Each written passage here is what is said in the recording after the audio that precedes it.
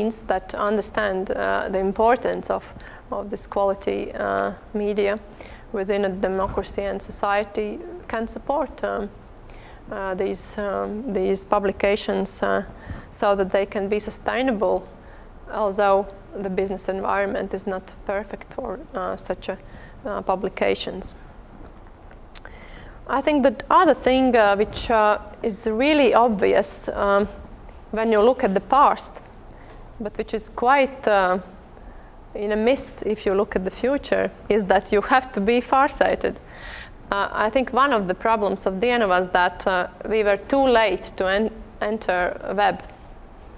It's obvious, of course. Now we have to think on which medium we are late now to enter, because social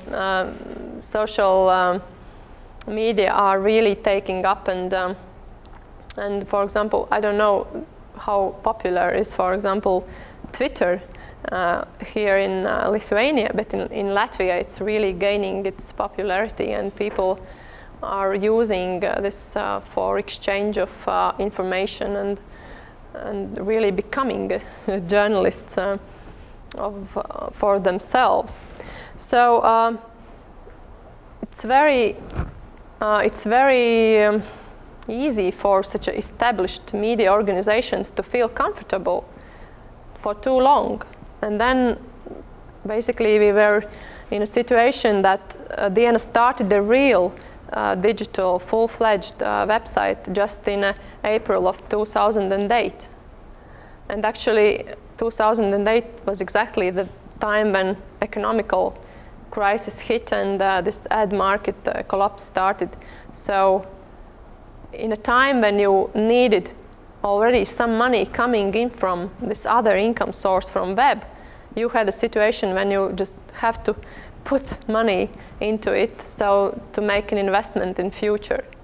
So these trend of economical activity that was going down and investments that should be moving up made a fatal circumstances that we run into cash problems and could not be sustained independently. So now, thinking about this new medium project, we are constantly trying to figure out what shouldn't we miss out of the bigger picture, so that we don't end up in a situation where we just have to look in the past and say, yes, we made mistakes there. We hope that we will be able to learn from the mistakes we have already made, not to make it again. And of course, I think the most interesting issue in this context of media landscape change is the issue why journalism is needed in the first place. Because we have this new technologies that enable free speech of people, and basically there is no shortage of information and communication. And of course you face the question, what is the added value of journalism and established media organizations? And here I would like to just tell you a little anecdote which took place in Latvia approximately 1 month ago. I think that you also should hear it because I think it ran all over the world. It's our case of Tele2 meteorite,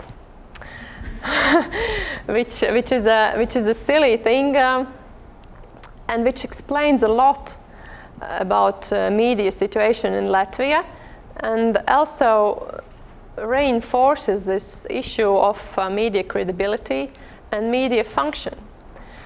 And actually, in this case of this PR campaign and commercial promo campaign of one company, media really acted as just individuals on a Twitter. They see, oh, there is a big, unknown, interesting piece of video. The lights are going up and, well, it's very exciting. Let's publish it. And we made our colleagues made an analysis about following how media organizations made this story. And it, of course, was very wisely designed, so it took place in the evening, so you don't have time to check facts. But still, going after some sensation, news programs added to the information that was available for official sources and made this myth of this meteorite. So in this case, if you don't separate yourself, and if you don't from the social media style of being just fast and telling that interesting stuff that well, somebody else will check, if you act like this, then of course you ruin your core value, that people can say that yes, if this news comes from editorial, then it's checked, it's not biased, it's fair, and you can trust it. And if all these criteria is just skipped because of fancy and because of the time, then you end up that people quite fairly ask, so what's the difference? And if you end up in answering in this question that there's no difference, then you can't expect that somebody is going to pay money for that. So I think that this is the most important thing. If you enter the web community, you always have to think about added value that you as a journalist can make. And what a difference you can make as a professional, because the society at large will always be faster than you, will always see more than you. There will be people who will see different interesting things, but you have to be best at other things that you can't expect from general public.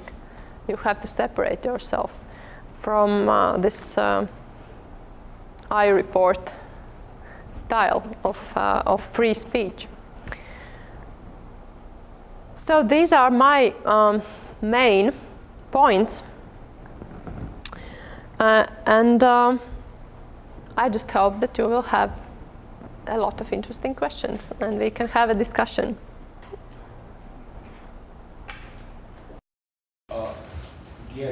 Vienna has the largest take of the market of the news of the newspapers. Yeah, and what is the agenda of the Vienna? Because I believe that the channel is not the main reason why people are switching to the internet. Because in, for example, USA, there are internet like CNN, and there's New York Times and Washington Post, which is have a very large stake of the audiences. And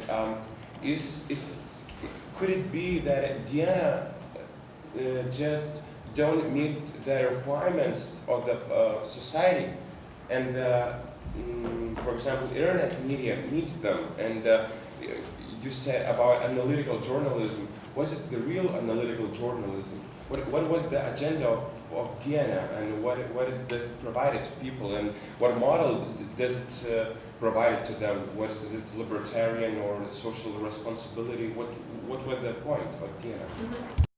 And to explain it, what is the purpose of yours of Cita here? First of all, to answer your question about the DNA impact, yes, it is.